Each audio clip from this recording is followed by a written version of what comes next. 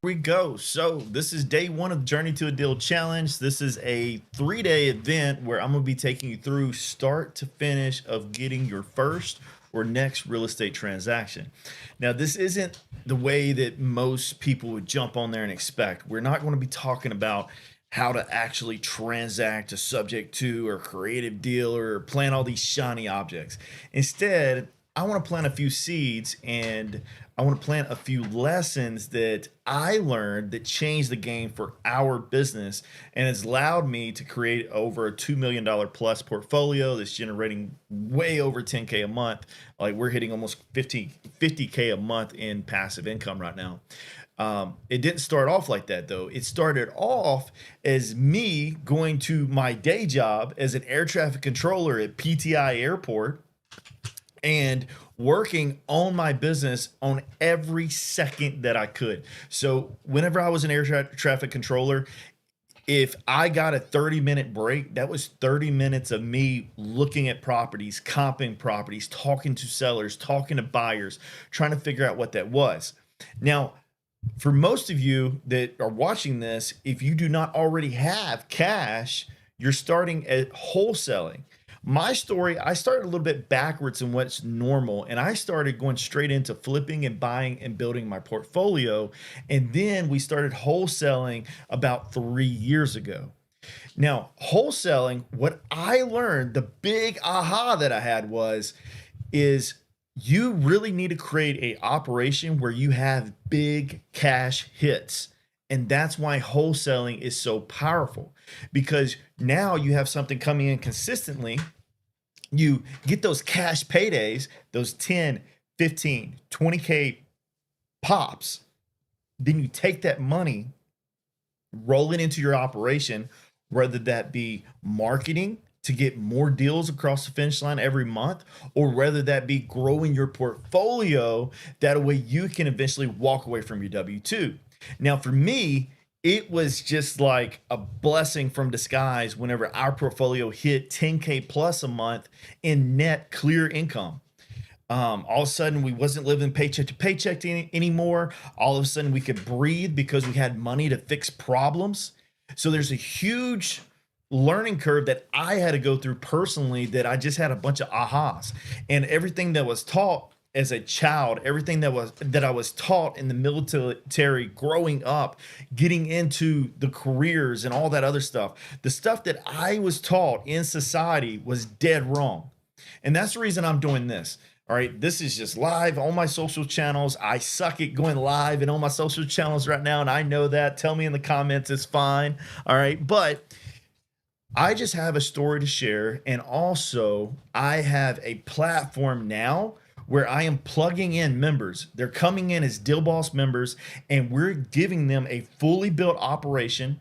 We're showing them where the buyers are, giving them the phone numbers for the buyers, and I'll actually show you a little peek on behind the scenes on what that looks like on this video. But when it comes to making wealth in real estate, we need to understand that we have to know how to exit on every property, but it's not as complicated as, oh, this is a subject to, or oh, this is creative, or oh, this is the Morby method, or wraps, like all these complex exit strategies.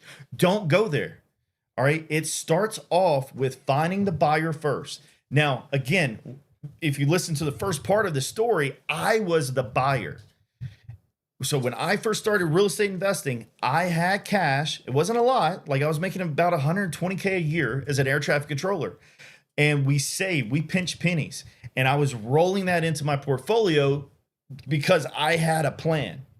But I didn't realize that I should have been wholesaling the entire time.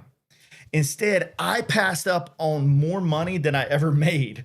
And that's not even an exaggeration, because I started generating leads. I started generating deals. And these deals I turned down because I wasn't the buyer. But I didn't know what I didn't know at the time, right? Like, think about that. You don't know what you don't know. And there's not a truer statement. You don't know what you don't know. So hopefully, if you hang out with me for about 30 minutes, I'm going to break down 4 simple stages for you to follow to get consistent deal flow. And then along the way, I'm sharing the story to let you understand that there's really only 3 paths. All right. Either you're getting cash paydays, and if you're not getting cash paydays, then hopefully you can go to the bank, get financing, or you know how to raise private money. Now, there's also hard money, which is pretty much how I built my entire portfolio. I'm a Burr investor. All right. So I started where I could get properties financed at a very low interest rate, and we went in, renovated them, essentially flipped them for our portfolio, and then I refinanced them. And a lot of deals I cashed out 40 to 80K, and that's tax-free money because I refinanced it with the bank and withdrew all that money. Now, then I took that money and rolled it into another door or multiple doors, right? And that was my strategy. But again, I made a mistake and I wasn't wholesaling. Now, when it comes to wholesaling is very easy, but at the same time, to do it well, it's very, very complex because of one thing. You have to learn how to market. For me, I did not know how to market. I could get on the phone with a seller, have a reasonable conversation with them, and close them because I was the buyer. That was easy for me. I did that all day long with our portfolio and flipping because I understood what I could do. When it comes to wholesaling, now it's like, oh, I'm no longer the buyer. Now what? So let's just go ahead and jump into the 4 stages. All right. So let's go ahead and break this out. 4 stages. Now, I want to first start this off by telling you something that you probably have been told that is dead wrong. And it's overly complicated and it causes confusion because there's too much gray area. We don't want gray area. I had a 12 person VA team at one time where I had virtual assistants cold calling, texting, and running my entire operation for me. Now that's when we was wholesaling. However, when I first started, I sucked at being a leader. I sucked at being an entrepreneur because I didn't know what I didn't know. And I'm about to share with you the foundation that we ended up building at the end of it. And if you implement this into your operation right now, whether you're a 1-man show, 3-man show, or a 10-man show, it's going to, 1, allow you to shrink your team size, and 2, allow you to generate consistent conversations, leads, and ultimately deals that cross the finish line. All right, so bear with me. So here we go. Stage 1. This is what everybody hates. Stage 1, there's not an entrepreneur out there that's into real estate that I talk to that's like, oh, I love stage 1. Now you might be asking, what is stage 1? Stage 1 is where the rubber meets the road, and it's where we start. It is prospecting. This has one goal. One goal. It is super simple. One of the biggest lessons I learned as building a team is trying to get one team member to do everything like I could do. They can't do it. It's not going to happen. If you're trying it right now, I guarantee you either 1, you found a rock star that will probably learn everything they can from you and then go start their own operation, or 2, you're trying to get them to be you, talk to the seller, close the deal, write the contract, open up escrow, go find the buyer, and then ultimately get paid. If that's what you're trying to do, I promise you, you're probably having a headache right now.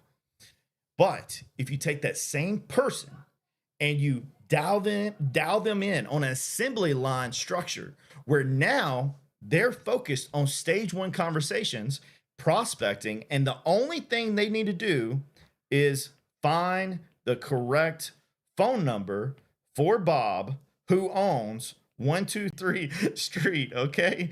Like, that's what we need to do in stage 1. It's super simple. Now, what I ran into training a VA team was, again, I wanted lead managers. I wanted to only talk to what I'll get to, which is stage 4 leads. That's all I wanted to talk to. I didn't want to talk to tire kickers. I didn't want to talk to people who weren't ready for an offer, weren't ready for a contract. And then what I noticed is that's all that was getting sent to me to follow up with. And it was driving me nuts. And then I would go back and I would listen to their calls and I would run a call review. And I'm like, okay, they got past the first part. We verified who they are. They're having a conversation with them. And then all of a sudden the conversation goes south, meaning the seller probably says something like, just make me an offer already, or let me talk to the decision maker. Like, you're just a VA from the Philippines. And then all of a sudden my VA gets frozen and they're like, okay, I'll do that. You're right. And what happened, what I realized was I didn't properly train my VAs to handle stage 2 and stage 3 processes, which I'm going to give you a peek on the inside view of what those are right now. Now, stage 1, this is it. This is as complex as it gets. All right. So when you first hire a team and you bring a VA in, literally, I had a VA team of 12 virtual assistants in the Philippines, and I was paying anywhere between $3 and $4 an hour, depending on what their skill level was. At one time, I rolled in VAs and I was only paying them $2 an hour because they had zero skill. And long story short, here's a tip when you hire a VA, and we teach all this inside the Deal Boss Project, by the way. But whenever you hire a VA in the Philippines, you create a 2-week onboarding process, and then you say, hey, you're going to come in and you have a 2-week probation period. If you make it on the other side of that 2-week probation period, you will get back pay. But if you do not make it, then consider the education that I am giving you your payment. Because you might, some people, it's going to be half and half. Some people will be like, oh, Eric, that's wrong. You're making these people work for free. Or Eric, like, that's just rude. Like, I don't care. Okay. Because majority of the people out there, especially in the VA world, especially in the hiring world, they just want a paycheck. And I learned that really quick building a team. So because they only want a paycheck, my training, my education of teaching them dependability, accountability, how to close, how to talk, how to actually have a conversation about a complex subject like real estate is payment enough, because that is worth a lot of money. If they pour their heart and soul in that and actually learn that, they could make way more money. Right? So go ahead and let's just go ahead and get past that, because when you hire a VA, it is very, very simple. You give them a 2-week probation period and you say, the only thing I want you to do is show up, make these calls, and then I want you to check off, is this Bob? Does he own 123 Main Street? And then I want you to ask 1 to 2 questions. And these are disqualification questions, what we call probing questions. Don't make this overly complicated. This whole condition of the property and, when you want to sell and all these other things, that causes an objection that most likely that person, that VA, isn't ready to overcome. And the conversation is going to get shut down. Instead, you say, hey, make sure that this is Bob. Make sure that they own 123 Main Street. And then I want you to ask, are they open to hearing an offer? And if we can come to a price that works for them, would they be willing to sell in the next 30 days?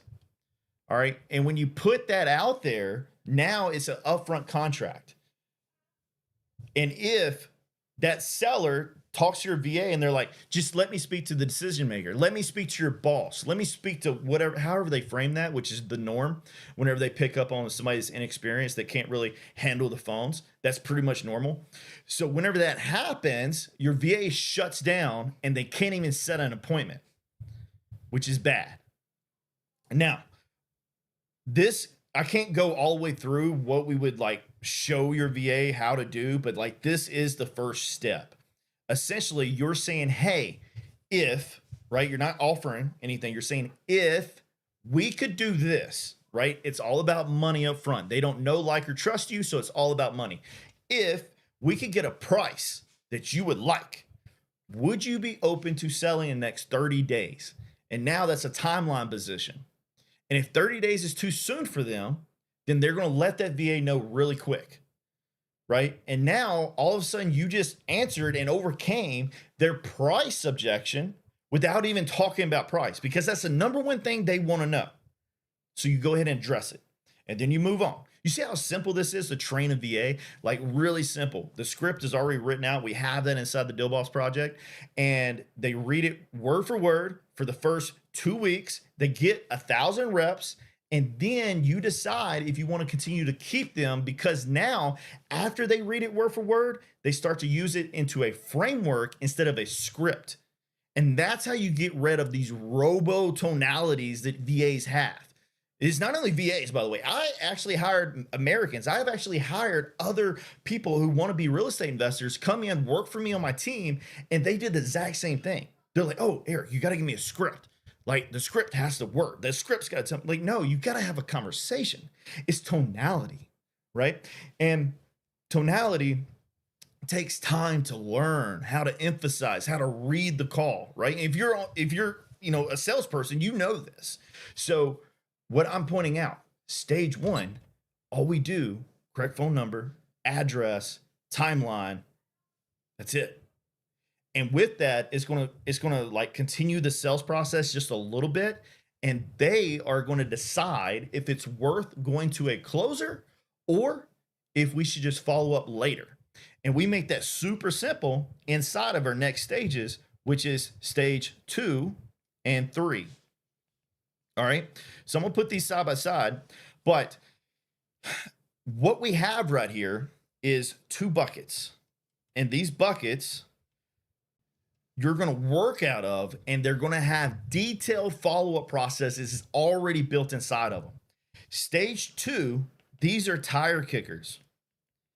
All right. We have identified 8 conversation types in real estate. It's only 8. All right. That's it. There are no more. These 8 conversation types in real estate. And if you can teach your $3, $4 an hour VA to have a conversation and identify which conversation type this is, and then once they identify it, ask 1 to 2 probing or disqualification questions, your operation will run so smooth. You'll no longer have those tire kickers getting sent up to you for an appointment or dealing with bad leads. On top of that, think about this follow-up process. The money is in the follow-up. You can Google this anytime in any industry, and it's always how many follow-ups before a deal. It is never this one call close BS that gurus tell you. Like, can you close somebody on one call? Yeah, but it's because they're already warm. And that's what I learned when I started studying marketing. You have to warm up the lead in order for them to be ready to close. So anytime you hear somebody, oh, I jump on the phone, I close them one time. I doubt it. Like, let me hear their story of what all happened. Because I guarantee you, they've been thinking about selling. They've been researching it. They might have already talked with an agent. They might have already talked with other wholesalers. They might have already actually listed it, not listed it, pulled it off. Like, all these things happen, and all these things warm it up or warm them up to do business with you. Now, if you can pull that into your operation and manipulate it and recreate it, now you have a compound effect where all of a sudden in stage 4, which is the next stage I'm going to show you, in stage 4, now all of a sudden you have one deal in escrow and another deal right behind it. And then all of a sudden it starts stacking. Right? It's the compound effect because the money is in the follow-up. The issue is most people quit before they ever build a pipeline or a real operation where they consistently have follow-ups to do that are converting. And instead they get discouraged and they're like, I'm not talking to this person. Like, I am so tired of talking tire kickers. That's sales. There's not an industry out there where you can just only talk to hot, motivated leads. There's not one. And if you are a real estate investor and you want to build your portfolio, you have a couple of options. Either you can pay a premium for those properties by buying from other wholesalers, buying on the MLS, or you can learn how to generate your own deal flow. And now you're getting the cream of the crop and you get to cherry pick because now you have the power to manipulate the flow, to manipulate and move those sellers down the line. And then you can create multiple streams of income. Because again, every deal isn't right for you as an investor. Every deal isn't right for me. All right. So for example, what I'm talking about is there's one stage inside of stage 3, and we call that deal stalking. And deal stalking is automatically a 30-day follow-up. But what that means is that deal, that property is listed on the MLS, or it was brought to you, or and you verified that it is up under contract with another wholesaler or investor, however you want to frame that.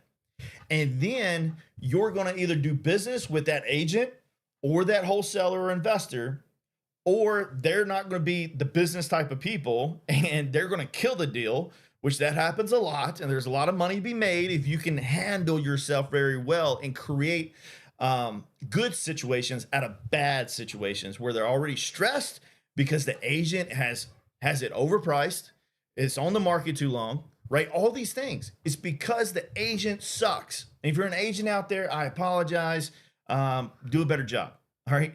I went and got my license and I kept it for 6 months. It was a nightmare. I got rid of it. I was a commercial broker for EXP and it was an absolute nightmare because the brokerage wanted to make money off of every transaction that my real estate business did because I was licensed. All right. So that's a whole nother situation, a whole nother topic, but it doesn't pay to be licensed. It doesn't. Now it does pay to have a person on your team to be licensed. And let me explain why. Because now these deal stalking, well, now if they are a wholesaler or they are with an investor, or even some agent situations, you can actually get a referral fee. If you have an agent on your team, well, now you're feeding that agent, and the referral fees, you can actually squeeze out a percentage of those fees and add to your bottom line, right? Hopefully that makes sense to you. So what about stage 2? All right. I skipped to stage 3 and I showed you these are warmer leads. These are people who actually want to sell. And there's only 3 in stage 3, and one of them we do twice, and it's called 50 Shades of Gray. We have 50 Shades of Gray 10-day follow-up and 50 Shades of Gray 3-day follow-up. And whenever you hear that term, think of foreclosures, think of pre-foreclosures, think of short sale situations. Think of like it's dire need, you followed up, like the pain is there. So everything in stage 3 has one thing in common, and that is pain is identified. Okay. They absolutely have pain. Now that pain could simply be, I want money. That's it. That's a pain. That's a need that needs to be solved. And the only way they can solve it is to sell. That's it. Right? Now, stage 2 is completely different. Again, entrepreneurs, me and you, we don't want to stay in stage 2. Instead, we want to learn how to hire a VA for $3, $4, $5 an hour and have them work our stage 1, stage 2 contacts and never touch them. But the issue is we get bogged down training and over complex things like the cold, warm, and hot leads. And now all of a sudden we spend all of our time weeding out the tire kickers for our operation, whenever it could be as simple as teaching them a couple of conversation types, putting them in a follow-up bucket, and just waiting for that compound effect. Because time creates all problems and it solves all problems. So I'll say that again. Time creates all problems and it solves all problems. With that being said, I want to introduce you to one thing. In stage 2, there's a stage, we call it It's Not You, It's Me. Now, what is It's Not You, It's Me? Well, It's Not You, It's Me is those worst tire kickers that you ever talk to, right? They're like you calling me, who knows how to do this stuff, and then asking if I want a cash offer on my property. Like, no, dude, like I'll do it myself, right? Like It's Not You, It's Me. Like it's literally not you. It's me. All right, you get it? These are 90-day follow-ups.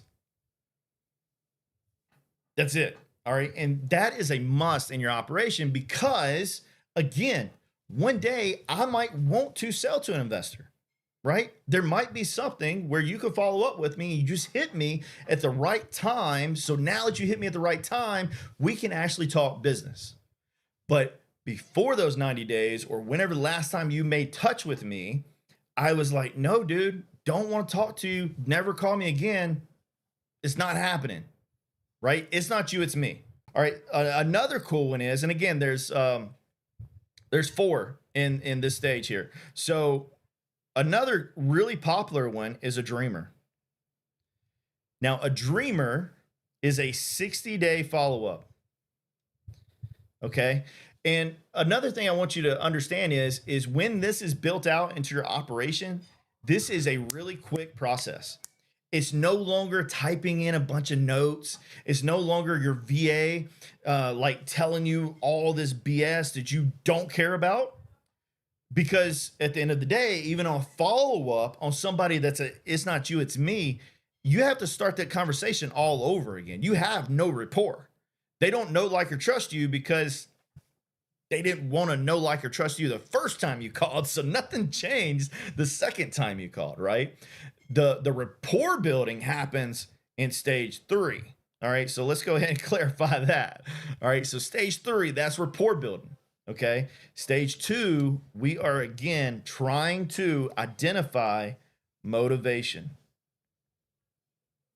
And the dreamer, this is the phone call that you have with Bob, and Bob goes, I'll take $500,000 for my $80,000 home that you can find on Zillow, and the estimate is $82,000, right? So these are dime a dozen in real estate. Every time you make a phone call, every time you nurture somebody, every time you initially do an outreach with somebody, normally that conversation will go down a path like that. Like, yeah, I don't believe you. I don't even believe that you can do what you say you can do. And if that's the case, then you train your VA, identify the conversation. And then the VA goes, okay, conversation done. This is a dreamer. I can identify that. Worst case scenario, I found the correct phone number. I know they own this property and they are just not interested. Okay. But they did talk a number, right? So maybe we'll follow up with them in 60 days to see what that looks like. And then your VA, this is a skill level, right? Has to ask them a probing or disqualification question. And that can be, I completely get it. You want $500,000 for your house. Now let me ask you, Bob, if I was to pass you over to our evaluation specialist and they were actually able to give you $500,000 for your property today. Now be honest with me, Bob. Would you actually sell in the next 30 days? Like, what are you going to do after you sell your property? Like, I mean, $500K, you can probably go to a casino, right? You know, you make a joke with it and get it moving. But think about that VA. Can they say that? Most likely not, right? They don't know how to play off the tone. They don't know how to move the conversation, but they can absolutely start training themselves to have that conversation. And what happens whenever you start your VA in stage 1, move them up to stage 2, and then 3, their experience level is going to compound on top of each other. And then one day they're going to be your best lead manager and even closer that you have, because they went through the proper steps instead of you plugging them in the operation and saying, hey, make me money. And they have no clue. Okay. So hopefully this is like really hitting home with you, because this changes the game. All right. It absolutely changes the game. So there's a couple more steps in stage 2, but just moving on, because we want to talk about stage 4. In stage 4, this is where we make money. However, just because we get a lead, just because we get a deal, doesn't mean it pays us. All right. The statistic for contracts that are in escrow, that open up escrow, money is exchanged, it is an actual contract that actually crosses the finish line, is very low.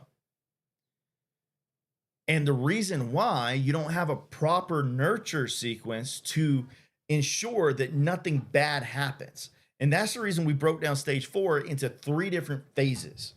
All right. So we have phase 1. And simply put, this is where you do the quick and dirties. Okay. This is where situation based, right? Let's just say that we've got a foreclosure and we're going to stop the auction. Well, now in phase 1, when that happens, we know that the seller, they want to sell. They don't want this to happen. This is a lead. This is a hot lead that we can make work. However, we have to go to work and start earning our keep. So now we have to go out and get the proper paperwork and do all the things in order to stop the auction, right? And then we got to, underwrite it and make sure that our offer actually makes sense. Are we the buyer? Do we have a buyer? Right? This is where, the company starts really making decisions to figure out how to exit on that property.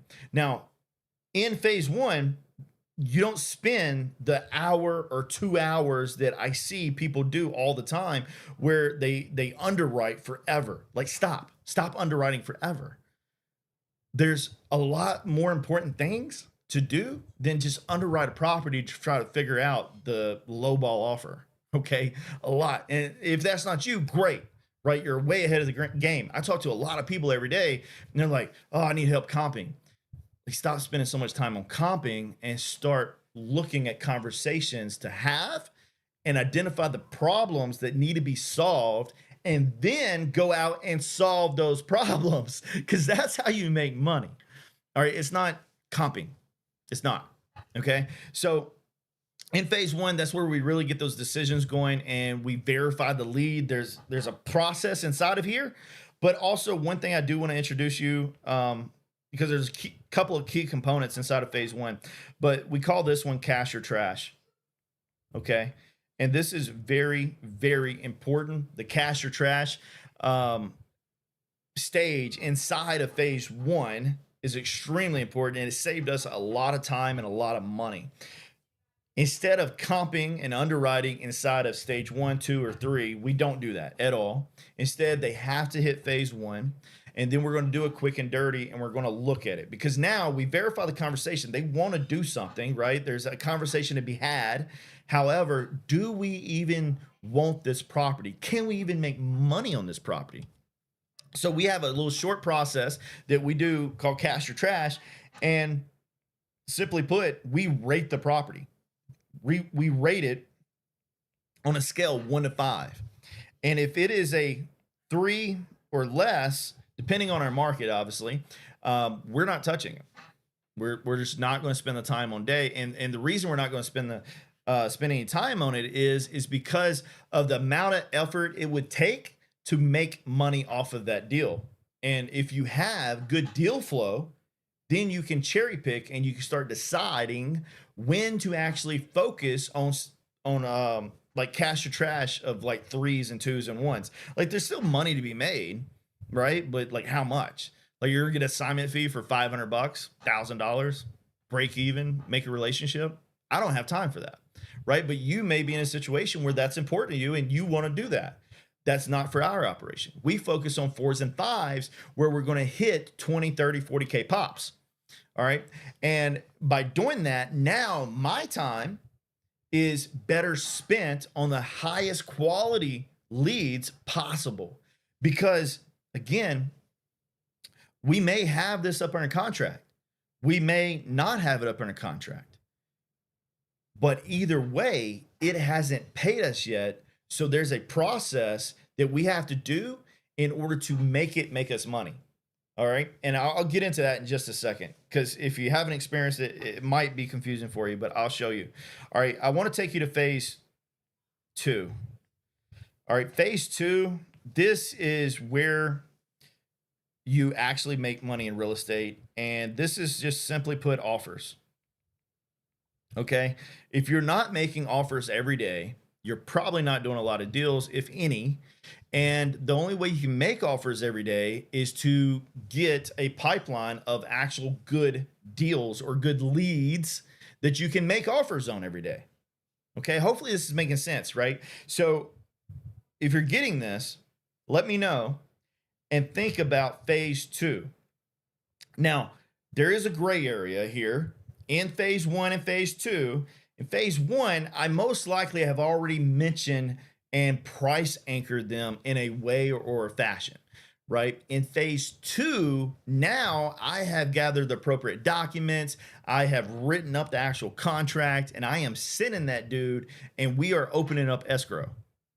All right. However, a lot of things happen between, yeah, I'll do that. and you send in the contract and calling them back up. Hey, it's in your email. Like, you got a time? Like, I'll go over it with you, right? Like, a lot of things change, and it can happen in seconds or minutes or whatever, right? All of a sudden, the wife calls, or all of a sudden the sister calls, right? And now all of a sudden, there's a whole nother decision maker, so called, that's just throwing fire on the gas, and now you have to go put that out a little bit. So therefore, in phase two, there is a process, right? Like, we have a stage just designed for offer follow-ups, because sometimes they're not signing the signature right away. And because they're not signing, we can't go to the next phase, which is phase three, where we open up escrow. Okay. So let's go ahead and do that. So in phase three, this is escrow. Can't spell escrow apparently. But this is where we're trying to open up escrow. And there's also a nurture stage in here. And we have two different nurture stages. We've got one that is direct to seller, DTS, and we got another one that is direct to agent.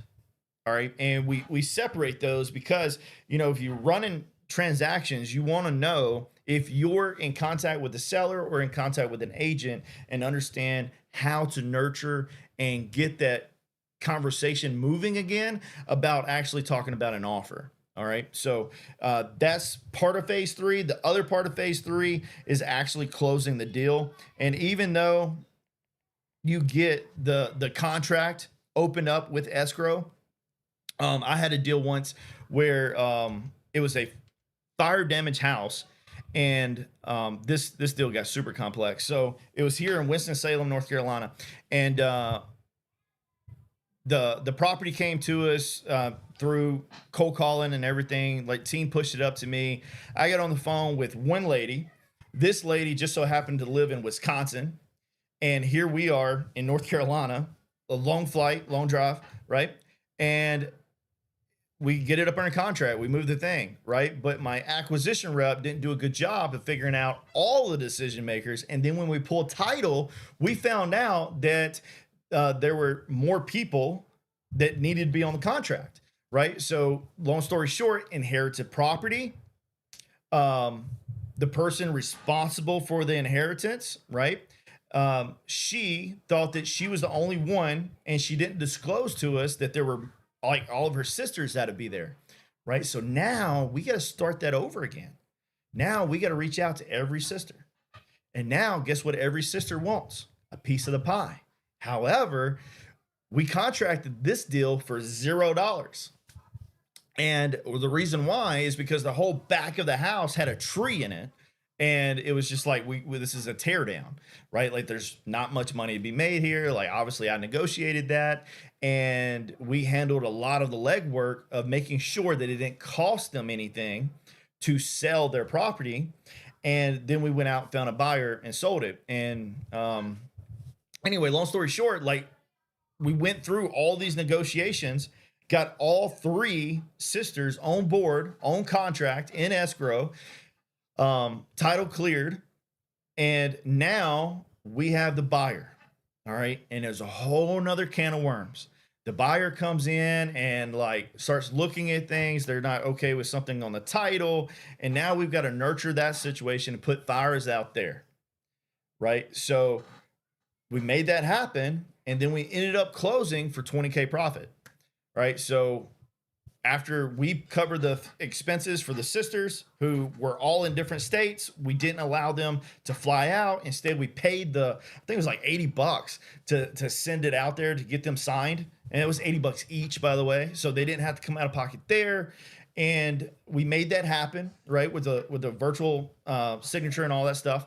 And then the buyer came in, closed it, and, we moved it forward. But, I'm pointing out that you're solving problems, right? That was kind of a unique problem, but it was a big payday for us. Like, it was $20K pop, right? Net profit.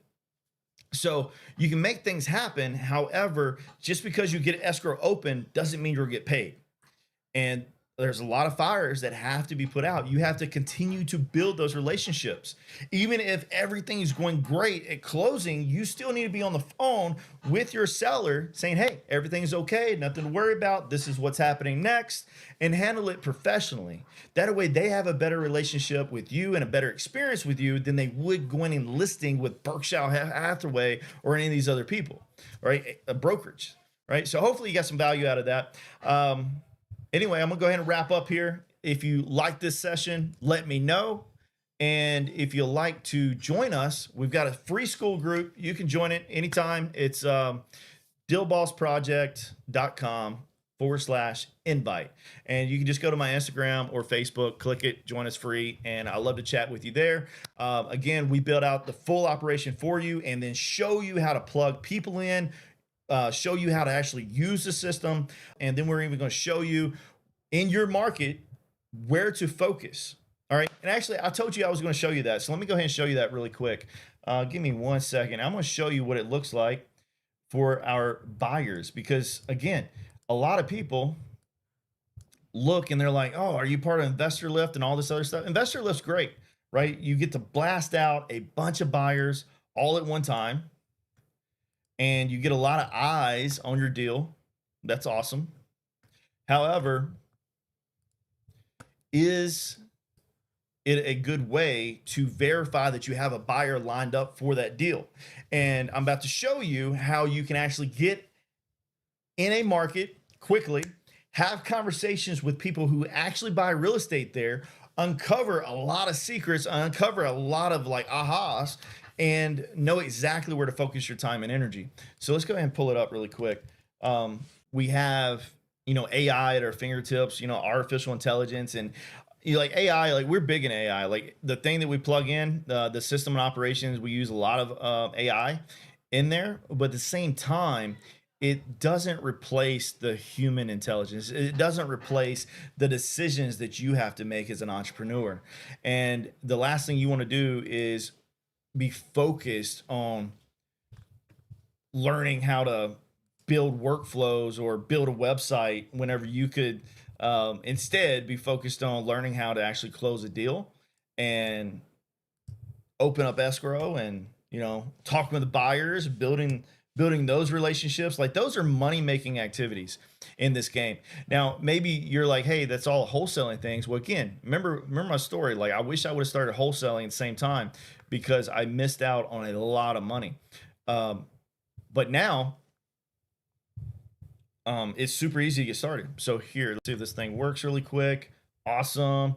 So this is the system that we set you up with. We pull a list for you in a niche market. So we go ahead and niche down on your market. And what I mean by that is we give you the top 10 wholesale markets, top 10 creative, top 10 appreciation markets, and top 10 cash flow markets.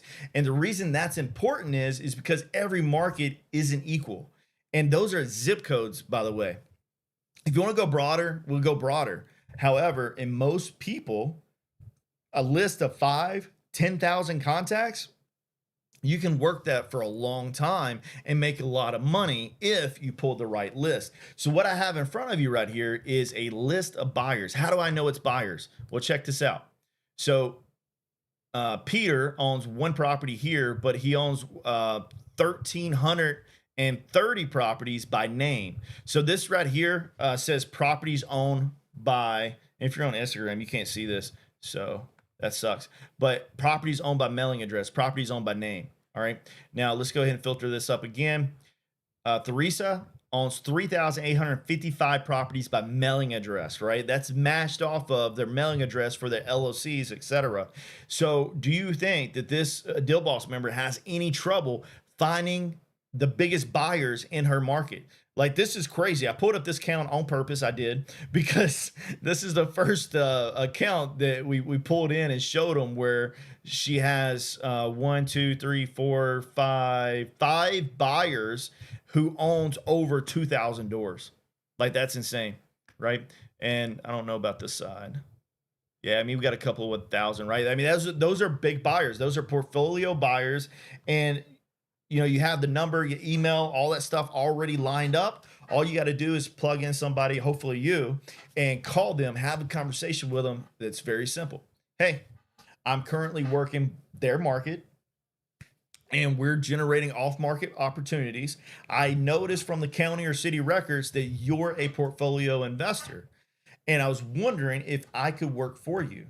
It doesn't cost you anything. What I'm going to do is go out, generate opportunities, and then I would like to just have your ear to see if you're interested in them. I can simply send you an email or shoot you a text when we have something available and you say yay or nay, right? Something like that. And we got scripts like written out for that as well, but it's super simple. And these buyers, they love that because they don't have real estate agents calling them wanting to do that for them. They don't have other investors wanting to do that for them. Now, they might already be working with some agents. They might already be working with some wholesalers.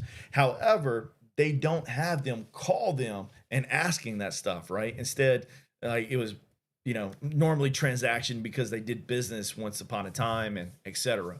Right. So now you're identifying where to focus your energy, who is going to be able to exit on that property.